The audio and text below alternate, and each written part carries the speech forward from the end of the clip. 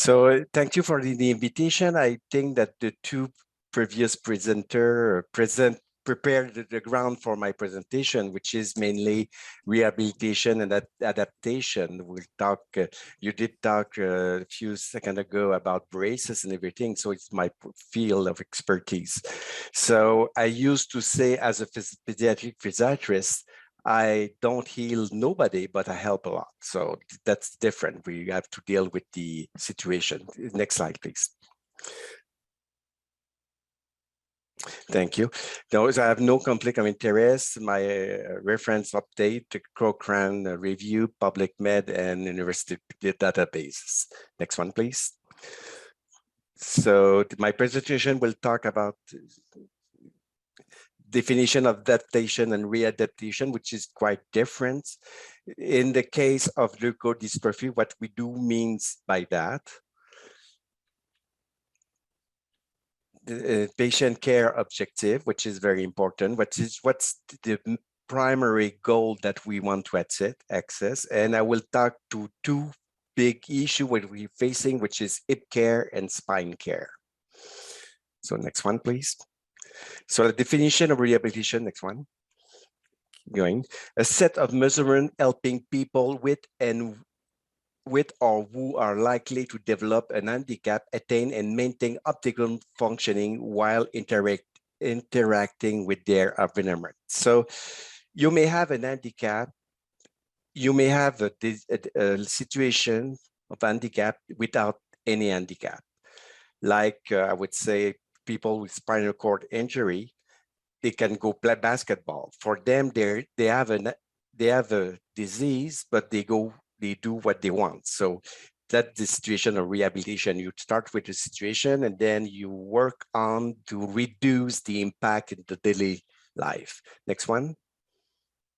And adaptation is different. You start, you appropriate what is your internal and external condition, and you try to figure out how you manage that. So readaptation means that you improve things. Adaptation, you take things as it is and you try to improve what's happening and to go to your goals. Next one. So what is about leukodystrophy? It's a range of various disorders. So a lot of cases are different. Young kids can be a lot involved. Others are walking all their life or very long in their life. So that's very variable. Some go with phases. Some evolve progressively. So there is progression, and it's a mix of rehab and adaptations. So if you can improve, if you work on it, when you stop to improve, you see what adaptation you may do to fulfill the goal that the patient do have for his life. Next one, please. So what is the patient care objective? In the first slide, it was positioning, but it's braces. What we're looking to get, it's safety and comfort, first thing, because a lot we did talk earlier about spasticity, dystonia. So we want the patient to be comfortable, to have a mobility and function. And it is always an issue because every equipment that we give to the patient can give stability, but at the same time, they want mobility. So in the same phrase, we opposite each other. So it's always a check balance. Like in spasticity, spasticity could be good, it could be bad, and you have to manage that. So in bracing and all the equipment, we do the same. We have to take care of the environment as well. What is the situation? Do preventions, but they may develop contracture of the wrist, contracture of the elbow, contracture of the knees. They have at the ankle. They may have huge impact on the function. And again, rehabilitation and adaptation. My way of seeing it in facing a situation like a leukodystrophy patient, I always plan for the worst, but I hope for the best, because we don't know what will happen because there is a lot of variability. So I prevent as much as I can because you'd never know when a treatment will arrive And I wanted the person to be the best situation as possible to improve.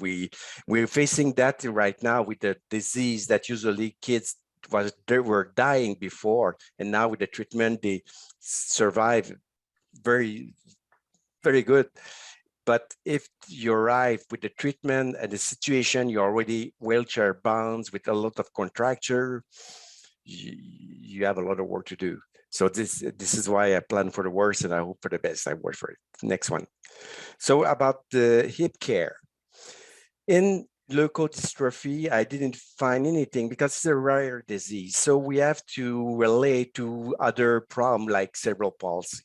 So I do a mix of evaluation of the follow-up of the almost like depending of the spasticity, depending of the level of function, I will adjust compared to the guidelines that we already have for cerebral palsy. There is no clear consensus regarding the care of hip. And it's very variable in progression compared to any other disease. So and I never relay my physical exam. I always do x-ray and I see the x-ray. So it's important to take care of the hip because we want to reduce the complication, but it does have a huge effect of walking, positioning, pain, hygiene, every of those aspects of the daily living could be affected. Next one. So why they develop spasticity? We just talked about it. Muscle, the issue we're facing at the hip is muscle imbalance. We used to say, oh, the hip is spastic, so it may subluxate it. No, it's the muscle imbalance. And it may change the shape of the femur. Coxa valga, normally it's 140 degrees. Coxa valga is straighter, so it may go up, out more easily. Hip subluxation or up dislocation. Next one. So walking, standing, asymmetry, positioning, pain, hygiene could be affected just having a problem with the hip. Next one. So that's the view of normal hip. Next one, you can see that the head was really in the dead socket. You can see the normal one, subluxation one, compared, you can see the little bump. The little bump is the epiniliac, and then dislocated is completely out. Next one. What we use the Perkins lines. So we have two lines, and the hip should be in the lower internal quadrant. So you can see on the right, on the left, sorry, the hip is really well positioning and the right is out. The right is out, yes. Next one. So you can see here, the other one we use is the Shenton line. I don't use much, but some prefer this one. You can see that around I don't know if you see my mouse, no, probably not. You can see on the left, that's normal. It's a line with the head, yeah, exactly, with the head of the femur inside and the iliacus bone. And the other way, you can see it's broken. That's the other way to see it. Next one. You can see here that on the right, I would evaluate on the left, sorry, she's about almost 50% subluxated because almost half of the head is out and the other one is almost out. Almost completely, I would say 80% out. So we can see, and you can see the head of, I told about the coxa valga, you can see the angle is about 120 degrees. It should be 140. So we can see it straighter, and you can imagine to have a straight like that, it's hard to get out. Like that, it's easier to get out. So this is why the coxa valga, it's important. And usually when they do a surgical correction, they correct the angle because it reduces the risk of recurrence. Next one. Then you can see that the right one is completely out, as we have a nice positioning on the right one. Next one. Treatment, positioning, it's important. We do night positioning. Sometimes we put E-frame at night. So it's E-frame, it's a braces, because they have a tendency to do scissoring. Then the head can go out easily. And so we put night braces, it's stretch. Spasticity control is important. And they have two approaches in surgery. They can do soft tissue. So they release, I was talking a bit earlier about imbalanced muscles. We know by experience which muscle are too stronger but to the other. So we release just the muscle. And again, especially in the case of coxa valga, we do bony correction to correct the angle, especially the coxa valga. Next one. So the monitoring is essential. More the kids is spastic, and even though it's not spastic, when there is wheelchair bounded, I do usually X-ray every year. And if after a certain number of years stable, I go every 2 years, just to be sure that you never, the physical exam is very limited. I may open the legs like that and the hip could get out. So, and sometimes they are stiff, very stiff, and the hip is very well positioning. So the X-ray is needed. And in the American Board of Cerebral Palsy, they look to the X-ray, because I had by the past reports of the radiologists about normal hip, and the hip was almost out. So I always look to the X-ray. No consensus regarding monitoring frequency. I talk about that. So we have, as it's a rare condition, and there's no agreement about the follow-up, we have to relate to our own experience with other disease. And I can say that it served me many times. And the problem is new symptom, look for a cause. It's all the ways, even though I saw patient, for example, getting more spastic, as that was the hip, or constipation, but sometimes the hip is becoming painful. Next one. Spine care, the other one. It's again, the progression is, we are facing a rare disorder, so the consensus is not really clear about it. It's a problem known in other pathology as well. It's imbalanced muscle around the spine, which we call those neuromuscular scoliosis. There is a variability progression in different disorders. Some come early in life. Most come mainly at the adolescent growing spur, but we have a lot in very young patients. And it's important to monitoring the cause, because there is complication related to the spinal deformation. And there is other diagnosis that we have to think about. It's not because you have a leukodystrophy that you may not have an abnormality of the bones in the spine, like hemivertebra, something like that. They have allowed to have any other malformation that you have to think about it. Next one. So it's important. There is development of scoliosis and kyphosis. They have functional difficulties, positioning problem. You can imagine to try to control a 40-degree angle is very hard to control that in positioning. There is risk of pulmonary complication. The lung love to have bad hair circulation. Then they have secretion, and bacteria love it. So the complication that we have mainly with big scoliosis is lung issues, and they may develop pain as well. So there is a issue about quality of life there. Next one. So that's the normal spine. On the right, of course, on the left, sorry, it's the AP, so frontal to the back.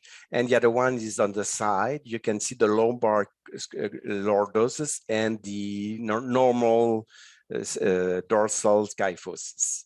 Next one. Now you can see the scoliosis is S wave, S curve. There is two things in scoliosis. There is the curve and a rotation.